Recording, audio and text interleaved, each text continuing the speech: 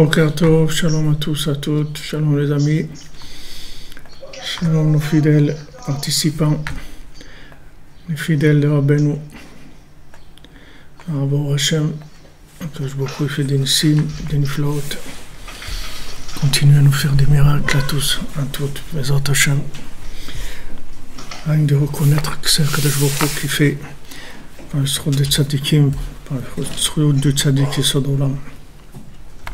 Il nous fait des miracles. Ne pas croire qu'on est fort, qu'on est intelligent, qu'on est malin.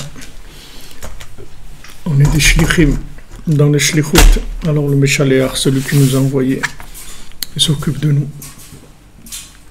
Il s'occupe de nous, Baruch Hashem. Il s'occupe bien de nous. Alors on a vu que le tzaddik, hier on a vu que le tzaddik, il est manig le olam kiritzono. Le tzaddik, c'est lui qui conduit le monde comme il le veut, mais comme ce qu'il veut, c'est la volonté d'Hachem. Alors, le tzaddik, comme on dit, il joue la transparence.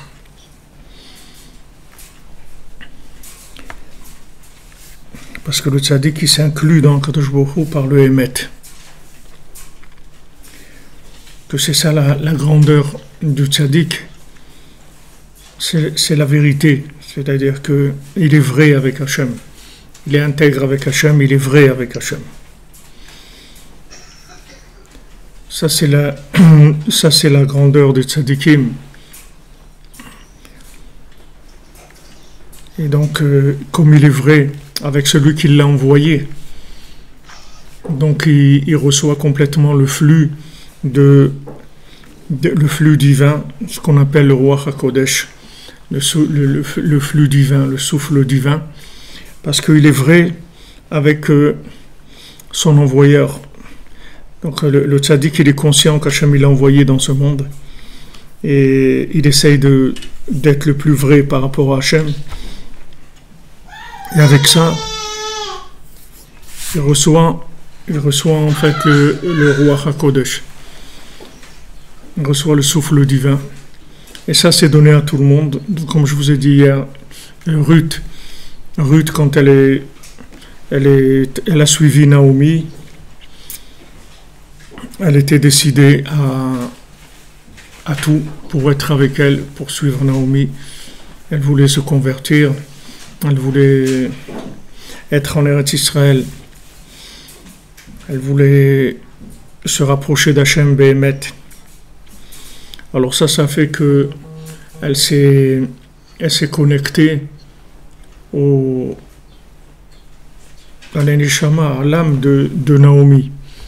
Et à travers l'âme de Naomi, alors elle a pu recevoir tout ce qu'elle allait recevoir, et notamment enfanter, c'est-à-dire dans sa descendance, arriver à rejoindre la lignée messianique, puisque c'est de Ruth que vient David Amelech. Donc c'était un engagement très sincère, très pur. Et en fait, tout dépend de ça. Maintenant, le tzaddik, lui, il s'engage. Le tzaddik, lui, il s'engage par rapport à Hachem. Il se porte garant du monde. Comme Rabbi Nachman l'a dit, moi je suis garant du monde, je suis le garant de l'humanité, c'est-à-dire que je me suis engagé auprès d'Hachem à réparer le monde. Donc le tzaddik, il répare le monde, il s'engage pour chacun d'entre nous avec sa vérité. C'est pour ça que on n'a rien à craindre ni de l'Iran ni de rien du tout, parce que le tzaddik, il s'engage pour nous. Donc il faut savoir uniquement que les tzadikim, ils sont là et ils font tout ce qu'ils peuvent pour adoucir la rigueur. Nous, ce qu'on doit faire, c'est croire à Emunat Chachamim, faire tchouva sur Emunat Chachamim. Et comme on l'a déjà vu, faire tchouva sur Emunat Chachamim, ça veut dire commencer à faire tchouva sur la confiance en soi, savoir que moi aussi je suis une source de messages d'Hachem à travers le tzaddik, et, et que moi aussi, je peux recevoir une connexion, et à travers cette connexion, en fait, je vais pouvoir agir au nom du tzaddik. C'est-à-dire, je vais pouvoir être moi-même un délégué, un chaliar du tzaddik. Maintenant, si c'est mon libre arbitre, c'est mon choix, c'est-à-dire si je veux être chaliar, alors je vais être un chaliar. Si je veux maintenant me mettre à mon compte et faire ce que j'ai envie de faire, ou ce que je pense faire, ou ce que j'ai comme idée dans la tête, alors je suis libre. C'est là où va être mon libre arbitre. Mon libre arbitre, ça veut dire d'où je vais choisir quelle est ma source de connexion, ma source d'inspiration. Est-ce que ma source d'inspiration, elle vient de moi-même et de ce que j'ai appris et de ce qu'on m'a appris aussi, de là où j'ai vécu, de ce que j'ai appris, des endroits où j'ai été, des gens que j'ai fréquentés, etc. Ou non, je vais me libérer et je vais dire non, moi j'ai mon existence propre, je suis quelqu'un d'unique puisque j'ai une ADN unique, j'ai des empreintes digitales d'unique, donc mon corps déjà, il manifeste des signes comme quoi je suis unique. Alors à plus forte raison mon âme. Donc moi je vais pas suivre ce que je comprends ou ce que les gens me disent. Je vais suivre ce que le tzaddik il me dit. Je vais m'attacher au tzaddik, je vais devenir un chaliar du tzaddik à mon niveau. Je vais écouter ce que le tzaddik il dit. Le tzaddik il m'a dit de faire Hitbodedut des doutes, je vais faire Hitbodedut des doutes, de venir à Ouman, je viens à Ouman, je fais mon Tikkun HaKlali, j'étudie le Shulchan Aruch, je fais ce que le tzaddik il me dit de faire, j'essaie de me lever la nuit, de parler avec Hachem, je fais ce que le tzaddik il me dit de faire. Et j'aime le tzaddik, je l'aime, l'attachement au tzaddik, Rabbi Nachman, il dit c'est de l'aimer, j'aime le tzaddik, je m'attache à lui, et je décide de devenir son chaliar. C'est-à-dire que, au lieu de vivre à mon compte, alors je vais vivre sous le nom du tzaddik. Je vais m'appeler Breslev, que je suis Breslev. Comme il dit Rabbi Nathan, rien que de porter ce nom-là, c'est un mérite extraordinaire. Comme on nous dit, ah toi tu es Breslev, c'est une bénédiction extraordinaire. Ça veut dire qu'on me reconnaît en tant que connecté à Rabbi Nachman. Donc je deviens chaliar, c'est-à-dire je deviens quelqu'un qui va être inspiré par le tzaddik. Maintenant le tzaddik, il connaît mon âme, il sait exactement qui je suis, qu'est-ce que j'ai passé depuis que mon âme a été créée, avant la création du monde, avant tout, puisque Akadosh Baruch Hu, il a consulté les Neshamot Israël avant de créer le monde. Donc le tzaddik, il connaît mon âme depuis sa racine, et il la connaît bien sûr sur tous les chemins qu'elle a pu pratiquer dans ses différentes vies dans ce monde. Et c'est pas parce que maintenant je suis venu sous une apparence comme ci ou comme ça que je suis, par rapport à l'apparence, que je suis comme ça, ou je sais pas, en fait, je sais pas qui je suis. Je viens chez le tzaddik pour que le tzaddik me reconnecte avec moi-même, c'est-à-dire qu'il me montre quelle est ma véritable nature. Donc il va y avoir une guerre, cette guerre, de la même manière que des pays comme l'Iran ou autres, ils vivent pour la destruction d'Israël, c'est-à-dire ils annoncent que ce qui les intéresse, c'est de détruire Israël. Pourquoi? C'est leurs idéologies comme ça. Pourquoi vivre pour détruire l'autre? Logiquement, ça ne se comprend pas très bien, mais bon, si on passe à un autre niveau, on comprend qu'il y a des forces de Amalek qui sont des forces de destruction, des forces qui veulent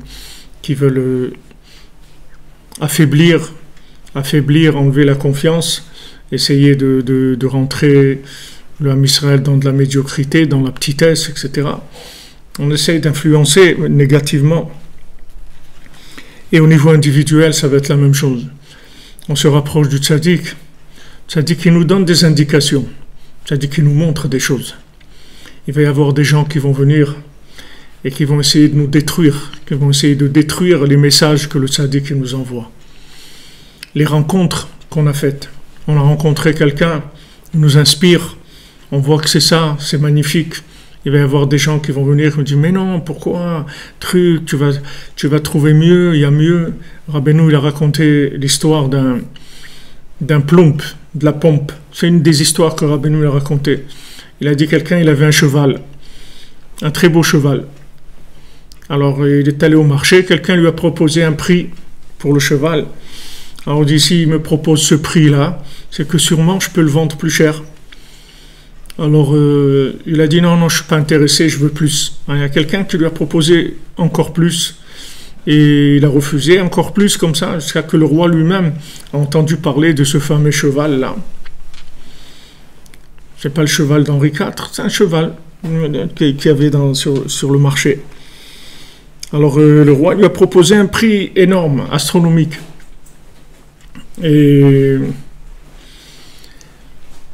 lui, il s'est dit toujours pareil, il dit si maintenant le roi il me propose, ça veut dire que je peux le vendre plus cher. Alors il a dit non, moi je veux plus. Et le roi lui a dit je te donne, je sais pas, la moitié du royaume, quelque chose. Il a dit non, mais ça doit valoir sûrement plus. Ok, alors il est resté avec son cheval. Et à un moment, il voit que son cheval, il rentre dans un plomb, dans une pompe, c'est-à-dire il y avait le système des pompes qui était donc au-dessus d'un puits comme ça, il y avait une pompe, on tirait l'eau avec la pompe. Il y a des endroits où il y en a encore. Ici à Ouman, il y en avait. Sur la place, il y en avait avant, maintenant il n'y en a plus. Alors cette pompe, elle tire l'eau d'un puits. Donc il voit que son cheval, il rentre dans cette pompe-là et il disparaît. Alors il s'affole et tout, et il voit qu'à un moment, le cheval, il ressort. Ah, il est content, etc. Et après, quand il va pour s'approcher du cheval, encore le cheval, il disparaît dans la pompe. Alors en fait, quand on s'approche du tzaddik, quand on décide de s'engager, quand Ruth, elle décide de s'engager avec Naomi, alors Naomi, elle lui dit bon écoute, maintenant tu vas faire ta vie, etc. Voilà, tu es une grande fille, tu peux réussir ta vie, fais ce que tu veux, etc. Alors Ruth, elle lui dit ne fais pas mal, ne me dis pas des choses comme ça. Ne me fais pas mal. Ne me fais pas mal. Ne me parle pas d'être indépendante, de faire ma vie. Je veux pas faire ma vie. Ma vie, elle est avec toi. Ma vie, elle est avec toi. Là où tu vas aller, je vais aller avec toi. Là où tu vas vivre, je vais vivre avec toi. Là où tu vas mourir, je vais mourir avec toi. Ta mort, ça sera la mienne. Ta vie, ça sera la mienne. Donc, Ruth, elle s'engage avec Naomi. Et quand Naomi, elle voit ce degré-là d'engagement, cet amour inconditionnel, cette détermination-là, alors, en fait, ça crée un lien tellement fort que l'âme de Ruth, elle s'inclut dans l'âme de Naomi. Maintenant, on vient chez le tzaddik. Il y a des gens qui viennent chez le tzaddik parce que c'est un tzaddik. Rabbi Nachman, c'est un tzaddik. Sauf Rabbi Nachman, c'est l'arrière-petit-fils du Baal Shem Tov. C'est un tzaddik. Sans parler du Rabbi Nachman, du grand Rabbi Nachman, le grand Rabbi Nachman. En parlant, Rabbi Nachman, c'est un tzaddik. Quelqu'un m'a envoyé un shiur d'un rave qui parle des tzaddikim. Il dit, voyez, quand vous allez à Ouman, vous voyez des gens là-bas, il y a des gens qui ont choisi le chant, des gens qui ont choisi la prière. Et voilà, Rabbi Nachman, lui, il enseigne ça. Et le Baal Shem Tov, lui, il enseigne ça. Tel autre tzaddik, lui, il enseigne ça. Alors, il présente Rabbi Nachman comme étant un tzaddik parmi les autres tzaddikim, qu'il donne des bénédictions. Si quelqu'un il a besoin de quelque chose, alors Rabbi Nachman il va lui donner une bénédiction, etc. Et Rabbi Nachman il dit moi je veux que vous fassiez partie des gens qui vivent dans mon cœur, qui sont cuits dans mon cœur. Comment il a dit Gebacken, ça veut dire cuit au four, si vous voulez, dans mon cœur. Je veux que vous fassiez partie de ces gens-là. Il y a des gens qui viennent chez moi pour de la Torah. La Torah de Rabbi Nachman, c'est une Torah très élevée. Celui qui entend la Torah de Rabbi Nachman, c'est extraordinaire. Donc il y a des gens qui viennent pour la Torah de Rabbi Nachman. Il y a des gens qui viennent pour des bénédictions chez Rabbi Nachman. Quelqu'un a un problème de santé, un problème de ci, de ça, il vient demander une bénédiction. Rabbi Nachman dit, et il y a ceux qui sont dans mon cœur, qui vivent, qui sont attachés dans mon cœur, et je veux que vous fassiez partie de ces gens-là. C'est-à-dire que quand il y a un attachement au tzaddik, alors on devient shaliach, c'est-à-dire on devient quelqu'un qui est délégué du tzaddik, qui vit par délégation, qui ne vit pas par initiative personnelle. Donc quand son flux, son inspiration, sa vie, elle vient uniquement de la connexion avec le tzaddik. Bien sûr, la connexion avec le tzaddik et la connexion avec Hachem, puisque c'est la même connexion. Le tzaddik, il n'a pas d'autre connexion qu'avec Hachem. Le tzaddik, il ne cherche pas des gens qui se connectent à lui, puisque le tzaddik lui-même, il n'a aucune indépendance, il est complètement soumis à Hachem. Donc, il n'a pas son but, c'est de faire connaître Hachem, c'est tout. Il n'a aucun but dans ce monde. Donc, quand on s'inclut dans le tzaddik, on s'inclut dans Hachem. Mais le rapport avec le tzaddik, c'est un rapport très intime, très personnel, et il y a des centaines de niveaux d'engagement. Alors le tzaddik, quand on vient le voir, le tzaddik, il propose à la personne ce niveau-là d'engagement. Le tzaddik, il fait des signes à la personne pour qu'elle s'engage plus, pour qu'elle s'appuie sur lui complètement. Rabbi Nachman dit, appuyez-vous sur moi. Appuyez-vous sur moi. Pouvez vous appuyer sur moi. Si maintenant on prend l'habitude de s'appuyer sur lui quand on a quelque chose, on a un problème, on a quelque chose à résoudre, on se pose des questions, alors on s'appuie sur lui. Et à ce moment-là, le tzaddik, il envoie des choix, des délivrances, il envoie des rencontres, des choses qui vont nous permettre d'avancer. Mais il faut savoir que de la même manière que le tzaddik, il va faire des appels pour nous proposer pas ce que le tzaddik propose. Ce ne sont pas des choses qui sont des propositions du monde interactif. Quand le tzaddik nous propose quelque chose, c'est par rapport à la racine de notre âme. C'est la réussite. C'est la réussite totale. C'est-à-dire que c'est celui qui écoute le tzaddik, il a réussi complètement son passage sur terre. Donc le tzaddik, il va nous proposer des choses. Maintenant notre libre arbitre, il va commencer à marcher contre des gens, ils vont venir et nous conseiller, soi-disant, d'autres choses. On va dire, ouais, mais pourquoi, tu peux avoir mieux, tu peux trouver ça, tu peux trouver ci, tu peux... Et ils vont commencer à essayer de nous mettre des doutes, puisque Amalek, la valeur numérique de Amalek, c'est Safek, le doute. Ils sont de nous faire douter de nous-mêmes, de faire douter de ce qu'on a vu, de nous faire douter de ce qu'on a vu, de ce qu'on a senti. Comment quelqu'un il a senti des choses tellement fort, et quelqu'un d'autre il vient après, il le fait douter de ce qu'il a vu, de ce qu'il a senti, et il commence à lui mettre des doutes, essayer de le tirer vers autre chose, en fait le tirer vers quoi, vers de la destruction, puisque c'est sûr qu'il va essayer de lui proposer quelque chose qui est peut-être plus mirobolant, mais le but, c'est de le détruire, c'est ça le but. Le but, c'est de détruire la personne, c'est-à-dire de dévier la personne.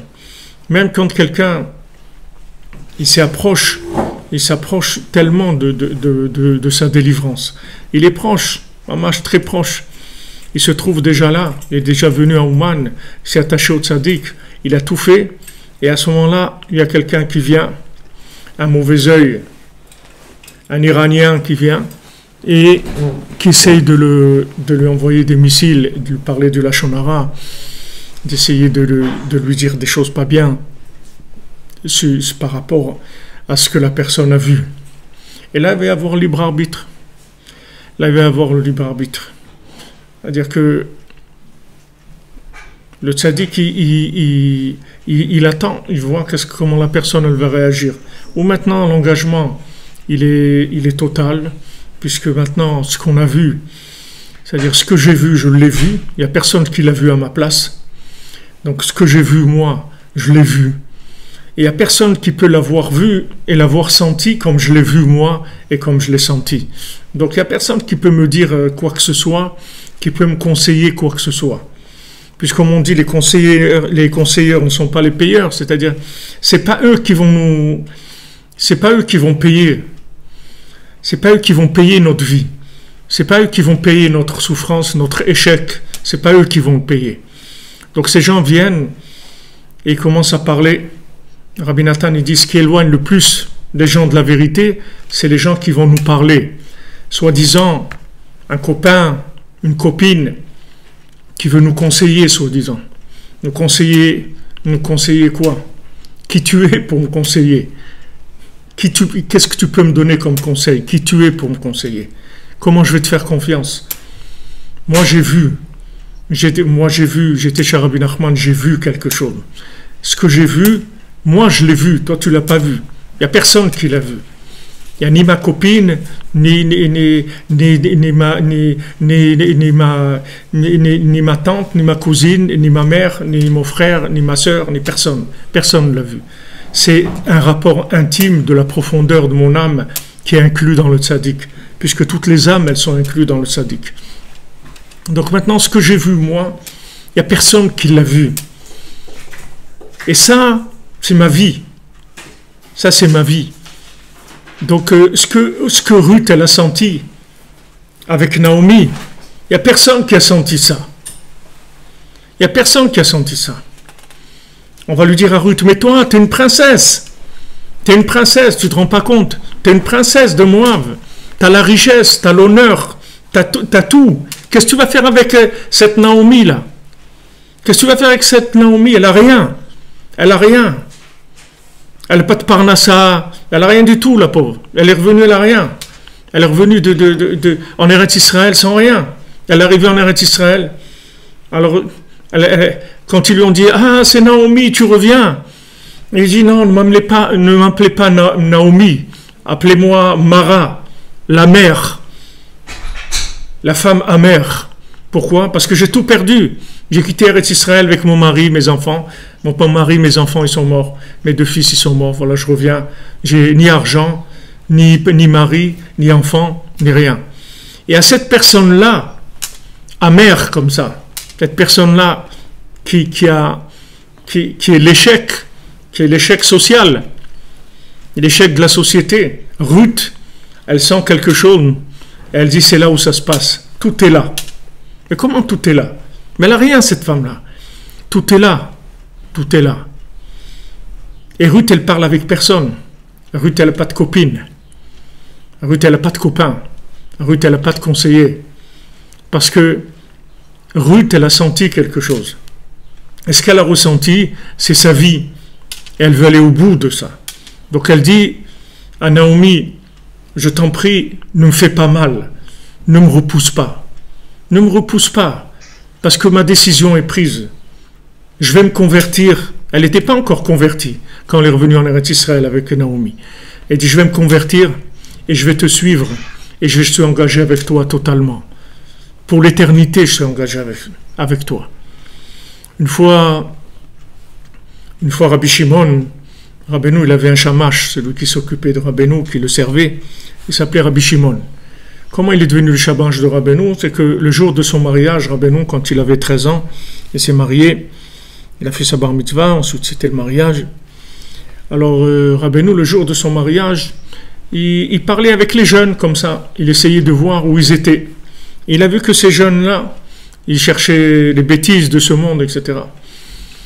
Alors il a vu ce Rabbi Shimon, et Rabbeinu, il a parlé avec lui. Il essayait de lui parler comme le langage des autres, des bêtises, etc. Et Rabbi Shimon lui a dit, non, moi je ne suis pas intéressé par ça. Moi je veux que que la Avodat Hashem. Moi, c'est ça, la seule chose qui m'intéresse, c'est ça. Alors, Rabbi Shimon, il a dit non, moi je vais à Avodat Hashem. Alors Rabbeinu lui a dit, alors sûrement on va se connaître, on va avoir le temps de se connaître beaucoup. Et donc après, ce Rabbi Shimon, il venait de Kremenchuk, de la ville de Kremenchuk, il est devenu le shamash de Rabbeinu. Et un jour, Rabbi Shimon, il a demandé quelque chose, il a osé demander quelque chose à Rabbeinu. Il a dit, Rebbe, je voudrais vous demander quelque chose. Je voudrais vous demander une faveur. Je voudrais être votre shamash dans le monde futur aussi, pas que dans ce monde, dans l'autre aussi.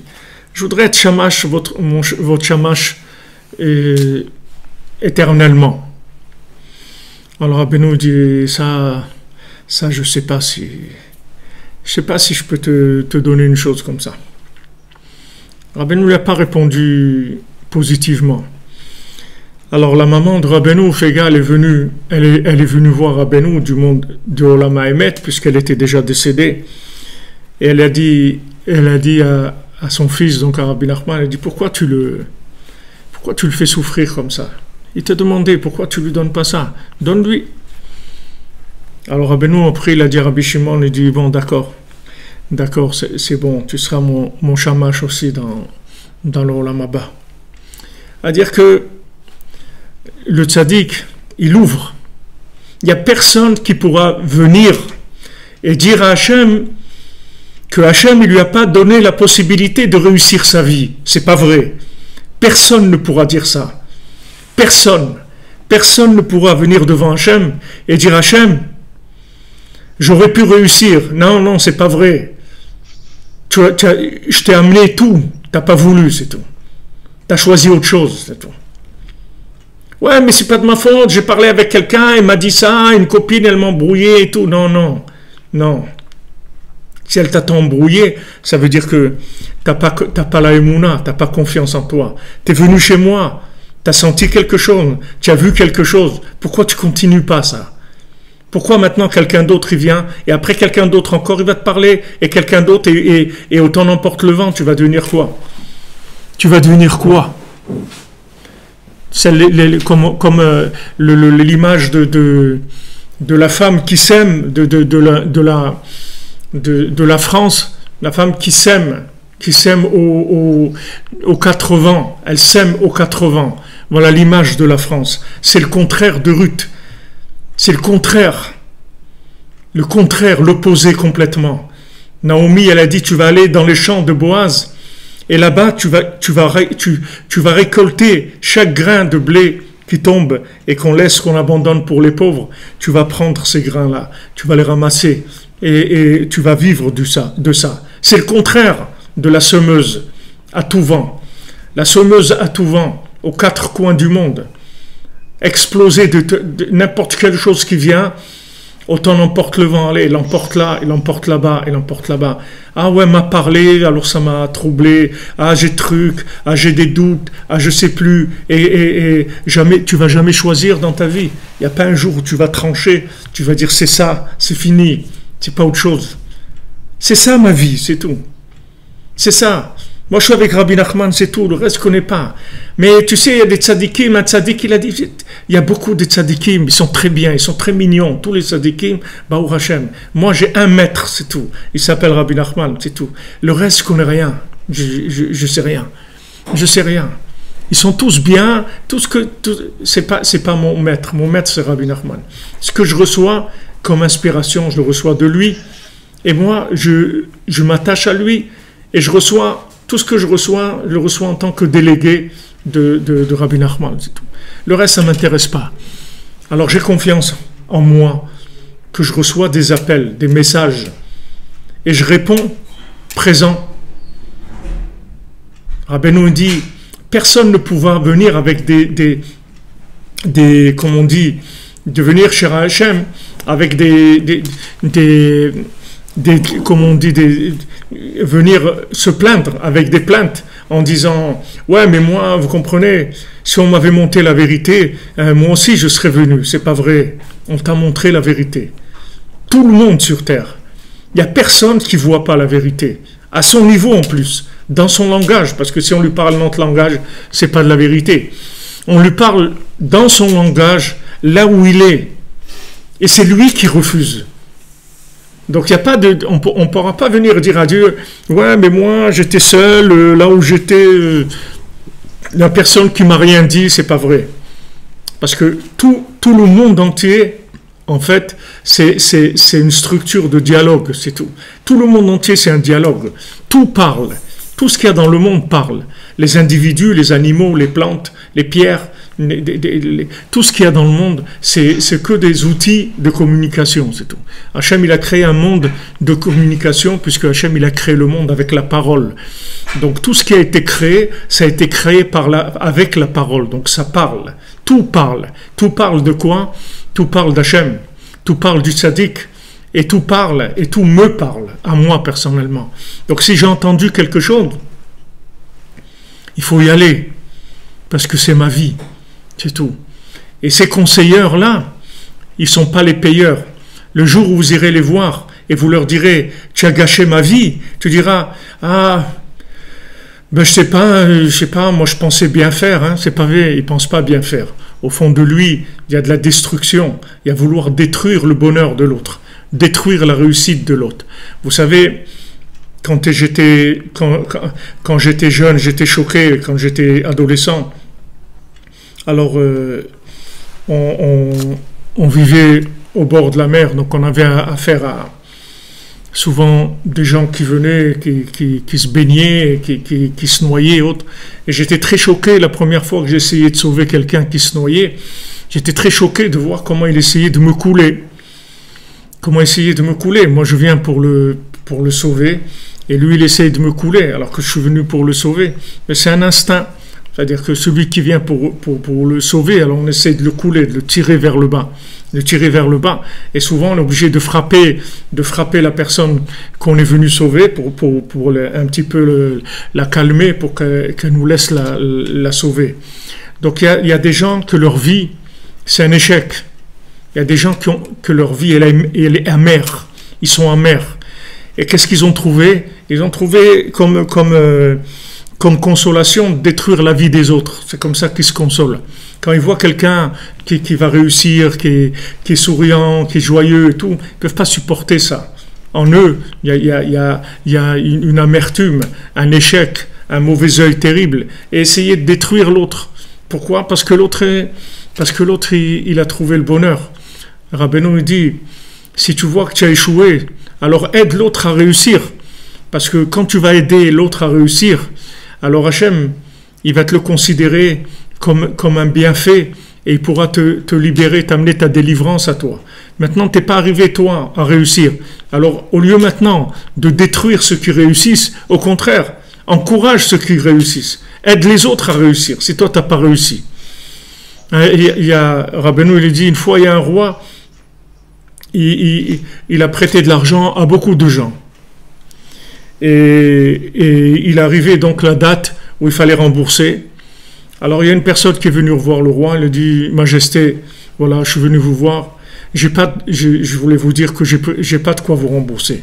Vous m'avez prêté et j'ai pas de quoi vous rembourser, je sais pas quoi faire, je suis désolé, mais j'ai pas de quoi vous rembourser. Alors le roi lui a dit, regarde, ce que tu vas faire toi, tu vas aller chercher l'argent chez tous ceux qui me doivent, parce qu'il y a beaucoup qui me doivent et qui m'ont pas remboursé. Et ça que tu vas aller chercher chez ceux qui me doivent, et que tu vas me ramener cet argent, ça sera beaucoup plus que ce que toi tu me dois, et avec ça tu vas payer ta dette. Tu n'auras pas besoin de payer puisque tu n'as pas, mais tu vas me ramener ce que les autres ils me doivent. Donc Rabbi Nachman il dit, des fois la personne elle-même, elle n'a pas réussi, elle aurait voulu arriver à certaines choses, elle n'est pas arrivée. Elle dit, un des moyens pour arriver, c'est d'aider les autres à arriver. C'est le contraire du mauvais œil, c'est le bon œil, c'est-à-dire tu as le bon œil sur l'autre. Toi, tu n'as pas réussi, alors aide l'autre à réussir. Pourquoi maintenant tu veux enfoncer l'autre, tu veux noyer l'autre? Parce que toi, tu t'es noyé, alors tu veux noyer l'autre. Alors il faut savoir qu'il y a des forces négatives Comme vous voyez l'Iran ou des pays comme ça qui vivent pour détruire Israël. Vous voyez ce Trump-là, il a mis dans les trucs, il a dit je veux une des choses que je veux vous imposer, c'est que je veux plus entendre que vous parlez de détruire Israël. C'est quelque chose que je veux plus entendre.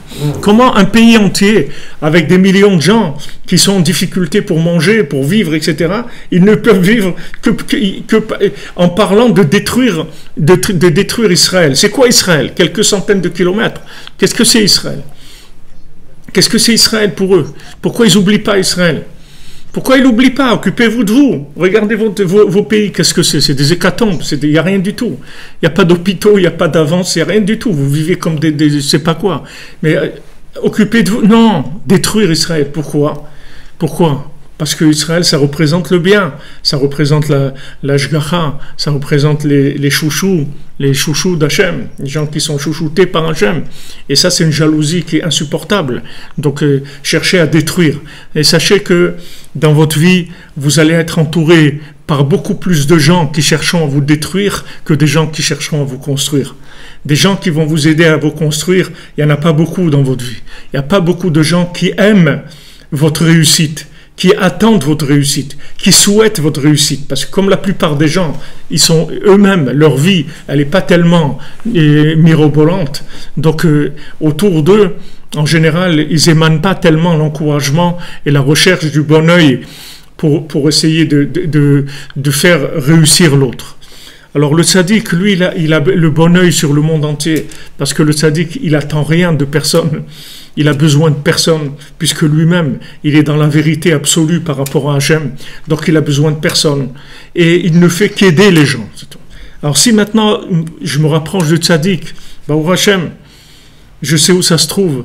Quand le tzaddik il me donne un message, c'est mon message. C'est ma vie, c'est mon âme, c'est ma réussite, c'est mon chemin. C'est pour terminer avec toutes les réincarnations que j'ai vécues sur Terre. Donc maintenant, je vais suivre ce message qui est le mien, en fait. Et beaucoup de gens vont venir et vont essayer de me conseiller autre chose, me dire « Ouais, mais pourquoi ?» Il faut écouter personne. Il faut écouter la voix de son maître, c'est tout. Il y a la voix de son maître à l'intérieur de toi-même. Tu as la voix du tzaddik qui te parle à toi personnellement. Comme Hachem me dit à Avraham Avinu, je vous ai dit hier, va vers toi. Commence déjà par aller vers toi. Quitte ton pays, quitte l'endroit où tu habites, quitte ta famille, quitte tout ça. Va vers toi.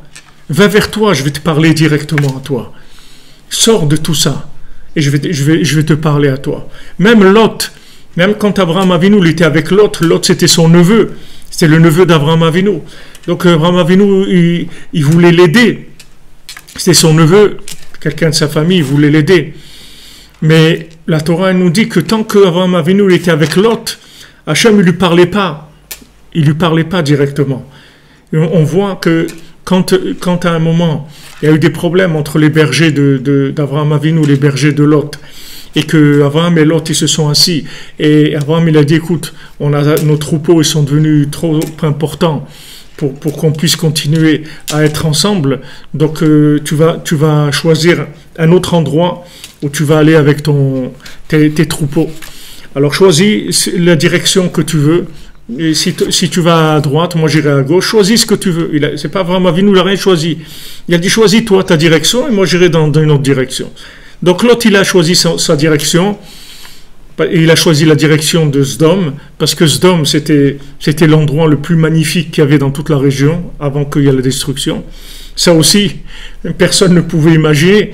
Et tu vois Lot, il choisit des endroits verdoyants, la Côte d'Azur, la truc, c'est super, la Riviera, magnifique, Miami, c'est super, tout est super, extraordinaire.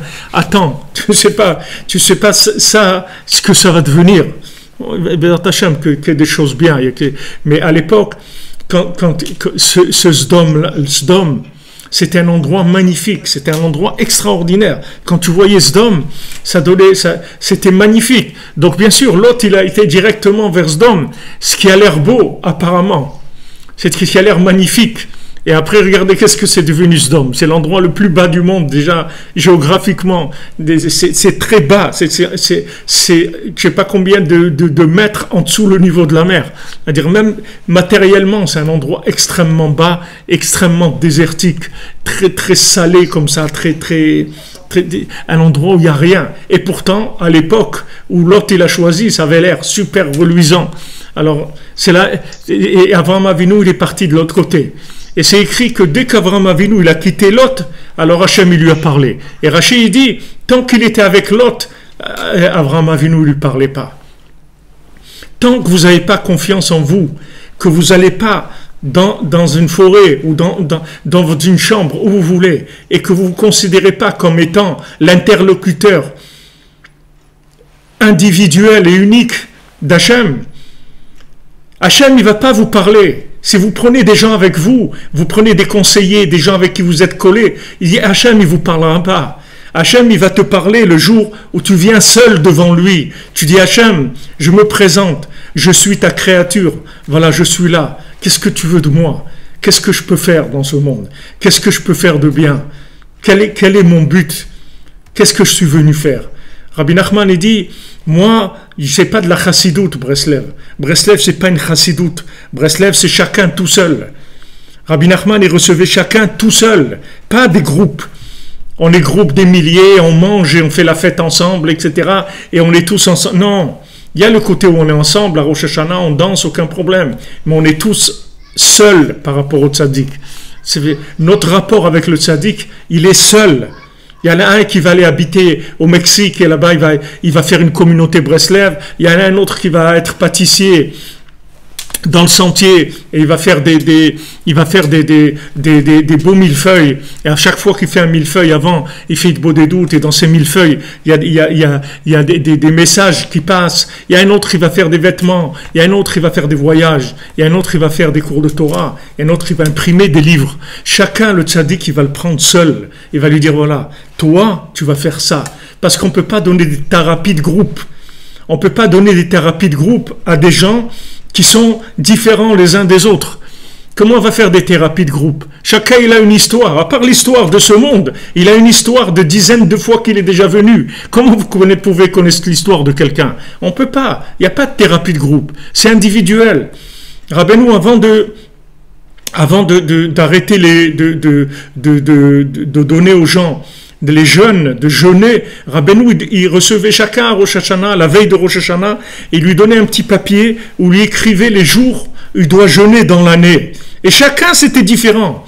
C'était pas général. Chacun, il recevait un papier avec des dates, tel jour, tel jour, tel jour de l'année, tu vas jeûner. Et chacun, il avait ses jours. Il n'y avait pas de rapport les uns avec les autres. Et après, Rabbeinu, il a arrêté les jeûnes. Il a dit, maintenant, vous n'avez plus besoin de jeûner. Parce que Rabbeinu est arrivé à une compréhension d'Hachem, à une miséricorde, où il n'y avait plus besoin de jeûner. Et il a dit, voilà, maintenant vous n'avez plus besoin de jeûner, et parce que maintenant je suis arrivé à quelque chose que j'ai obtenu, que les gens qui sont attachés à moi, ils n'ont plus besoin de jeûner. Et ceux qui ne sont pas attachés à moi aussi, c'est pas la peine qu'ils jeûnent, ça leur servira à rien du tout, de toute façon. Parce que le sadique, une fois qu'il a décroché quelque chose, on ne peut plus retourner à l'ancienne méthode, elle n'existe plus l'ancienne méthode. Parce que le sadique, il est arrivé à une miséricorde, à décrocher une miséricorde, où maintenant le système il va fonctionner avec cette nouvelle miséricorde. Et il n'y a plus d'ancien système. Donc maintenant, pourquoi je vous dis ça? Parce que si vous voulez vivre en connexion, c'est-à-dire que si vous vous connectez, il faut que vous ayez confiance en vous. Sinon, vous ne pourrez pas vous connecter. Si vous croyez toujours que c'est celui-là et l'autre et l'autre et l'autre, ça ne va jamais marcher. Qu'est-ce qu'ils font les gens? Les gens, ils se mettent avec d'autres personnes, ils écoutent les conseils des autres personnes, et après quand ils échouent, ils accusent les autres aussi. Ils disent à cause de lui, à cause de l'autre que ça n'a pas marché, t'en compte, j'aurais fait ça, je l'aurais pas écouté. Ils accusent les autres sur leurs échecs, et ils écoutent les autres pour faire ce qu'ils ont à faire. Il ne faut pas accuser personne, il faut écouter personne. Baruch Hashem, il y a le tzaddik, il y a